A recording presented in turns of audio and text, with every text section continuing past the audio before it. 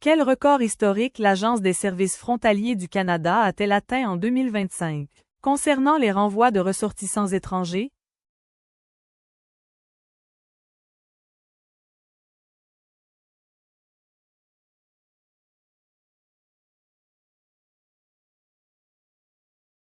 « 18 969 renvois.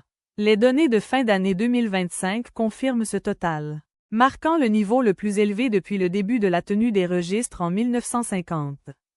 22 576 renvois incluent la fin du mois de janvier 2026.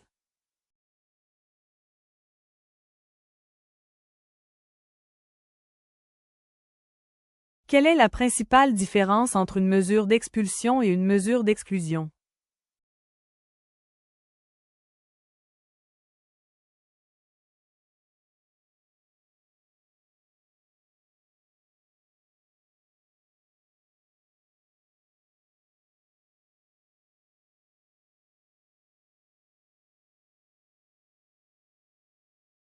La distinction fondamentale entre ces deux mesures est la durée de l'interdiction de territoire.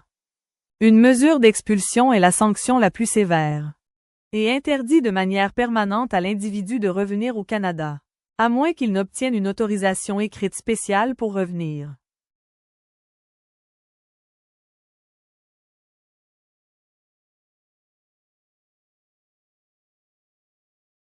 À l'inverse, une mesure d'exclusion impose une interdiction temporaire de revenir au Canada.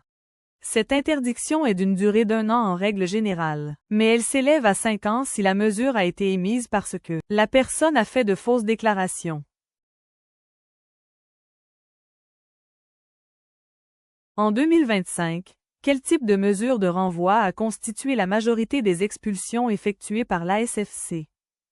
Représentant environ 48% des cas selon les données détaillées?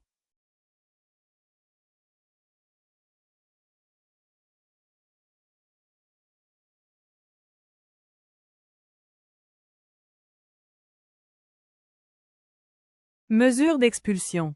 Il s'agit de la sanction la plus sévère, entraînant une interdiction permanente de retour sans autorisation spéciale.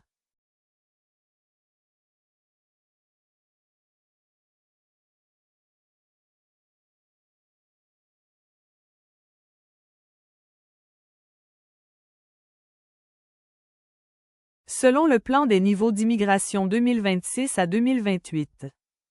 Quel est l'objectif cible pour la population de résidents temporaires au Canada? Par rapport à la population totale?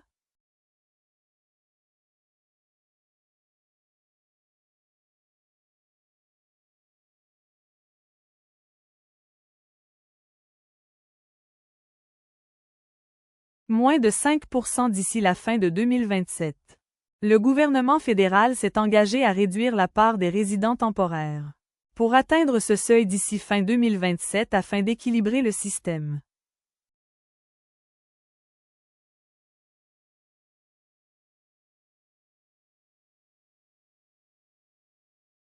Quelle nationalité est arrivée au premier rang des renvois imposés par le Canada en 2025? Avec 4 748 expulsions au total?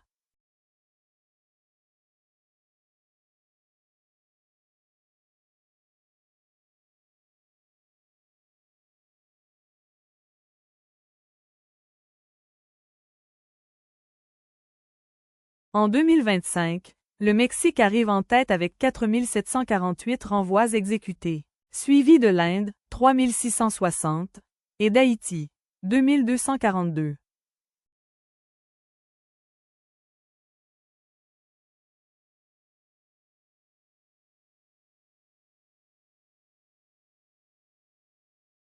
Quel est l'objectif annuel d'admission de nouveaux résidents permanents, fixé par le gouvernement fédéral pour la période 2026 à 2028?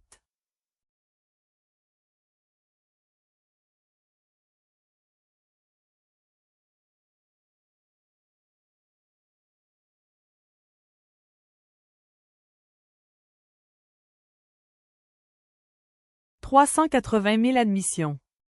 Le gouvernement a choisi de stabiliser le nombre d'admissions à ce niveau annuel pour les 3 prochaines années.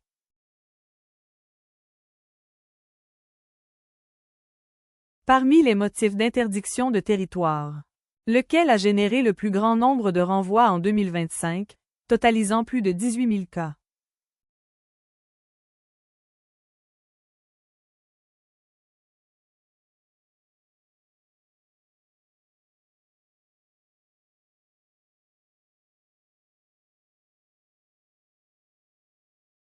La grande majorité des renvois concernent des demandeurs d'asile dont la demande a été rejetée ou qui n'ont pas respecté les conditions.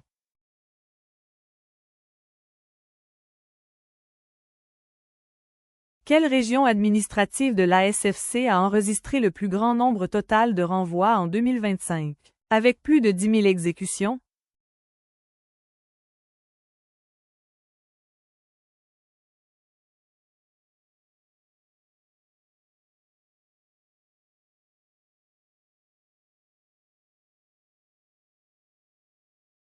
Le Québec a dominé les statistiques de renvoi, en raison du volume élevé de demandeurs d'asile arrivant dans cette province.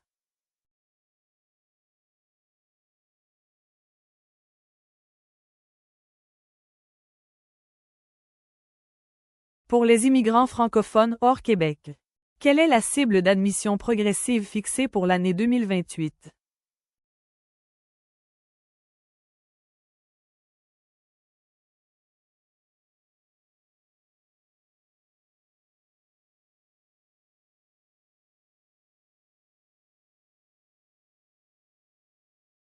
Le plan fédéral prévoit une augmentation graduelle de la part francophone hors Québec pour atteindre 10,5% en 2028. Dans l'inventaire des renvois en cours, au 31 octobre 2025, quel pays compte le plus grand nombre de ressortissants en attente d'expulsion? Plus de 6 000 cas.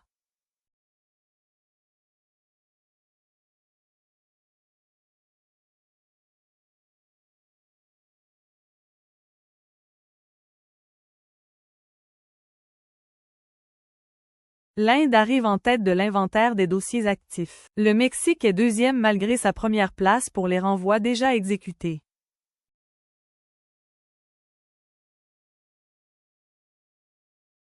À partir de décembre 2028, quelle nouvelle exigence linguistique s'appliquera aux travailleurs temporaires au Québec?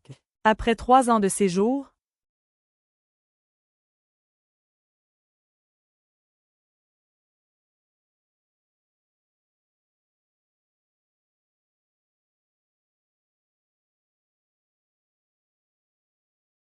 la connaissance du français oral courant.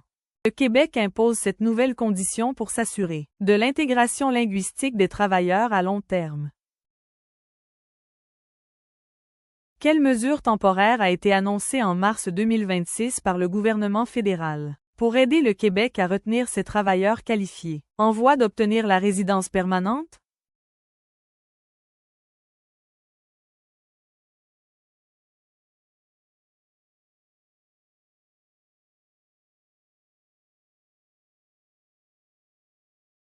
Une nouvelle mesure permet aux travailleurs qualifiés admissibles, qui ont reçu une invitation à présenter une demande de sélection permanente du Québec, d'obtenir un permis de travail lié à un employeur donné afin de continuer à travailler, pour une période supplémentaire maximale de 12 mois. Cela donne le temps au gouvernement du Québec d'examiner leur admissibilité, avant la demande de résidence permanente.